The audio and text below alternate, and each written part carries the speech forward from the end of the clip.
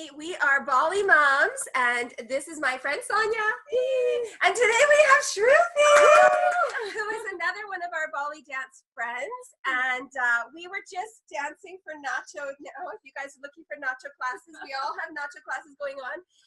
So make sure you comment below so that we can tell you where to go, right? Yes. Today, we're going to talk about lunches. Woohoo! Or, yeah. Let's make some fun out of it. No, lunches. I can't do it. It's a big topic for moms because most of the time it's parents preparing the lunch for our children. Especially when they're young, because like packing the lunch would be like a little bit tricky. Yeah. But I think we have a nice discussion about involving the child as early as possible and then have them independent at some point. Yeah, and it's amazing like the number of boxes that we need to pack, right? Because as they grow older and they're in full-time school, they have their snack box and then their lunch box, right. And they get hungrier, they're growing bigger, so we need to pack more and run out of ideas. Like a water bottle. Yes. Yeah. That's true. Yeah, one of the things that I'm really big on, and as Sonia mentioned, is really getting the kids involved, because in our house by grade 5 or 6, I was expecting them to be able to just do it on their own with some supervision and with some guidelines and rules about what has to be in there. And I have the oldest kids, I think, in this group. So now they completely pack their lunches on their own at 13 and 16. And my 13-year-old's actually better at packing lunches than we ever were, because he'll pack himself a hot lunch. Like he'll make like macaroni or something, and he'll get the thermos out and like pack it all up. And he totally does that for himself. So my older son is a little bit more simple. And he just a sandwich and some fruit, really. Yeah. But yeah, I think one tricky part is to see what they could eat, because sometimes they always want to eat the same thing, and then you're packing the same thing, and then it's always like, I don't want to eat anymore. That's like, okay, what do we do? Yeah, we run out of ideas. Yeah, and so giving them that healthy choice, right? But healthy, but fun as well. So kind of mixing it up.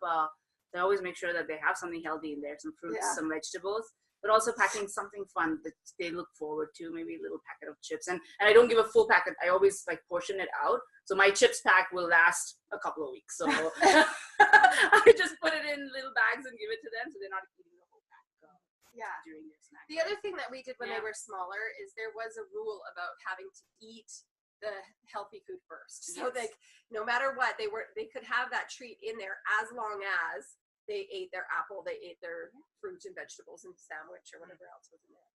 Yeah. So my children are almost 7 and now 10, and I've been involved them in the process the night before, so that I don't get like so rushed out and I was like, you don't want that, and then all the stress in the morning, because that's not working for me. So we prepare that the night before, and we discuss like, what would you like to eat, and then we discuss, and then sometimes I just have to pick up some choices and put it on the side. So then in the morning we just have to like pack up for the warm up if it's in a thermos. But it's less struggle. So to think about it the night before and have a discussion, so they can say, but I don't want the apples. Okay, what food do you want instead of the apple? Then the strawberry or something. So we find choices and don't fight in the morning. Totally agree with that. Yeah, planning the night before I think is key, because mornings there's just no time for that. So I in fact pack all my boxes the night before. So morning is just pick, eat, and take it off. Right? So and then I see that and I give them turns. So my younger one, he's responsible for packing all the water bottles. That's his responsibility. Easy job, right? He can do it. He's 8 years and he can manage that. And the elder one, she's gotten promoted to now she packs her snack box, so she likes doing that. She's promoted. That's so cute. I know.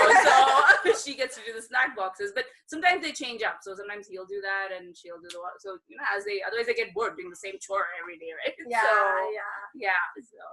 you can really involve them like really early in age. Like my daughter, when she was 3, we started to pack lunches, but she was involved with like, I want that, or like fruit sauce or this kind of thing. But easy things. And at some point they get used to, and then they know like, oh, I don't want that anymore. But they get involved and they don't like get grumpy. It's like, I don't want that. I don't want that. I don't want that. And you feel like, and you see the time running. It's like, it's not working. And I think even making a list of choices, sometimes that helps me, right? Because otherwise, especially in the beginning of the school year, after a summer vacation, I have not packed lunches for a little while. And then I'm like, okay, again, the school year is starting.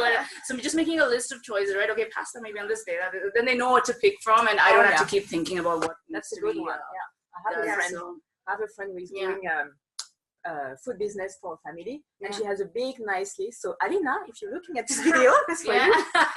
She has a nice list of different categories, and the child has to pick the night before like what they would like to eat. So then it's very balanced. So it's a good one. Yeah. So to have a list and then options. Absolutely. Options, yeah. And you guys, that comes back to one of the videos that we made about sort of as your kids are growing, they're trying to become more independent. That's part of how they become an adult, is that sort of drive and need for independence.